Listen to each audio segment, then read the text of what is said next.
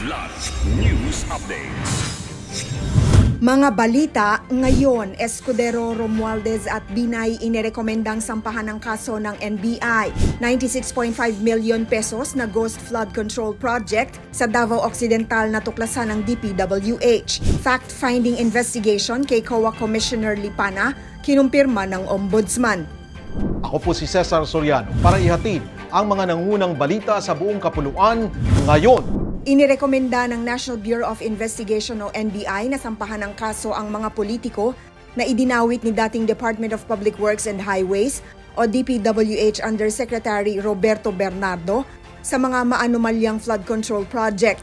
Kabilang rito sina dating House Speaker Martin Romualdez, Senator Cheese Escudero at Makati City Mayor Nancy Binay. Ito ang pagkukumpirma kahapon ni Justice Secretary Jesus Crispin Remulla matapos suriin ng NBI ang affidavit ni Bernardo na nagsilbing ebidensya.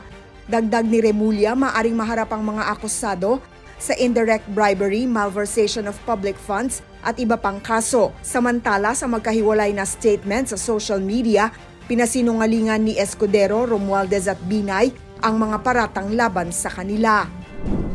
Ikinagalit ni DPWH Secretary Vince Dizon ang natuklasang kakasimula lang na 96.5 million pesos na flood control project sa Kulaman Bridge sa San Jose Abad Santos, Davao Occidental sa kabila ng pagiging fully paid na ng kontrata.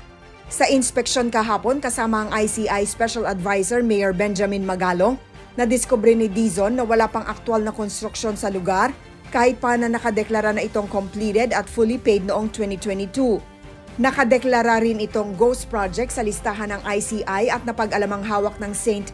Timothy Construction Company ang proyekto na pagmamay-ari ng mga diskaya. Agad na inatasan ni Dizon at ng ICI ang pansamantalang pagsuspinde sa konstruksyon ng nasabing proyekto para sa investigasyon. Tiniyak din ni Dizon na papanagutin ng mga responsable sa anomalya at sinigurong tatapusin ang proyekto sa lalong madaling panahon para sa kaligtasan at kapakanan ng mga residente sa lugar. Kinumpirma ng Office of the Ombudsman na meron itong fact-finding investigation kay Commission on Audit o COA Commissioner Mario Lipana matapos mabulgar ang alegasyong ang kanyang asawa ay aktibong kontraktor sa mga proyektong pamahalaan. Sa pagtalakay ng 6.2 billion peso 2026 budget ng Ombudsman, ibinunyag ni Quezon Representative Keith Maykatan na iniimbestigahan na si Lipana. Ayon sa mga ulat, ang asawa niyang si Marilu Laurio Lipana ang presidente ng Olympus Mining and Builders Group na nakakuha umano ng bilyong pisong flood control projects sa Bulacan. Babala ni Senator Francis Pangilinan ang umano'y panghihimasok ni Lipana ay maaaring ituring na impeachable offense at sisirain ang kredibilidad ng COA sa pagtupad ng kanyang tungkuling tapat na audit. Para sa Kidlat News Channel, ako si Rosalyn Sinchonco, nag-uulat. Ako po si Cesar Soriano. Palagi niyong kasama sa bawat pagputo ng balita.